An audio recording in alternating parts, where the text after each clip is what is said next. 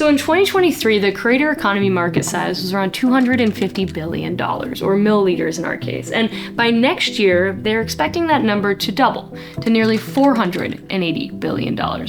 That's a lot of money. But by 2033, they're projecting that this market size could be nearly $1.3 trillion. That's a hell of a lot of money flowing through a market that was born out of folks just making stuff, and increasingly making stuff with machines. Hello, I'm Becca. I'm a solo tech creator, and for the last year, I've been trying to weigh how much I want AI to be a part of my workflow. Because on one hand, it feels like I need to use it in order to keep up. But on the other, my subscribers, they're subscribed to me, not a machine, which is why this study from Epidemic caught my eye. This is the 2026 Creator Economy Report. Epidemic surveyed 3,000 creators in the UK and the US. And they asked all sorts of questions with the goal of understanding the key challenges and opportunities facing creators today, and what tools and strategies folks are using to succeed. Out of that came this. It's linked down in the bio, but I want to point out what stuck out to me as a creator. Let's start with this. A staggering 94% of creators are already using AI tools. It's not an if anymore, it's a standard. But here is the catch. 89% of us feel this intense pressure to use it just to keep up with the speed, scale, and expectations of the creator industry. For better or for worse, creating content has become an arms race of volume, and it's AI that allows folks to create more. With 57% of creators surveyed saying that they're using AI for workflow, things like scripting, generating ideas, or cleaning up audio.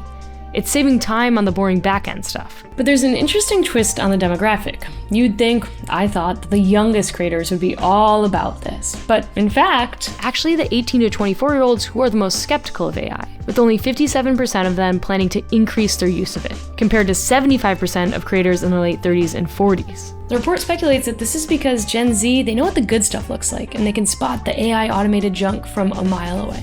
Which brings us to the report's core. When everything online can be generated in 3 seconds with a text prompt, what actually stands out? Well, increasingly, it's personality, craft, identity, and a unique point of view.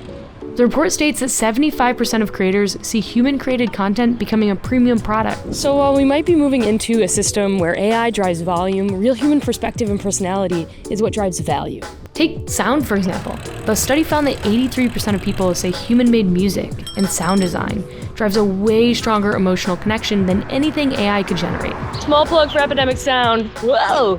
100% of its catalog is human-made.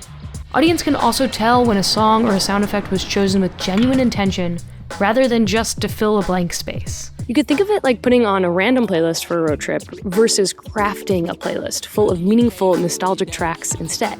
Because at the end of the day, passive listeners, they don't pay the rent.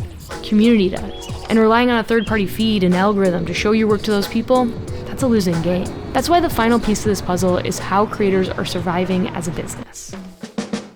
According to the data, 75% of creators are actively developing owned audiences. Think private Discords, dedicated newsletters, or maybe Patreon.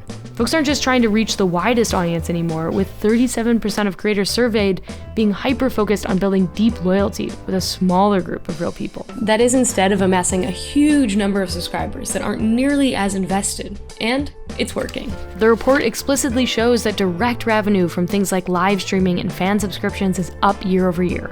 So what is the takeaway?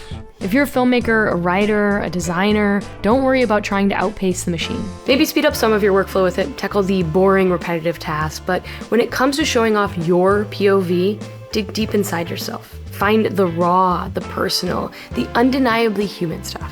Because in a world that is drowning in automation, it's that is going to be your biggest competitive edge. But that's just what the report shows and what I think. How about you? Are you anti-AI forever? Are you using it just a little bit? Are you using it a lot of it?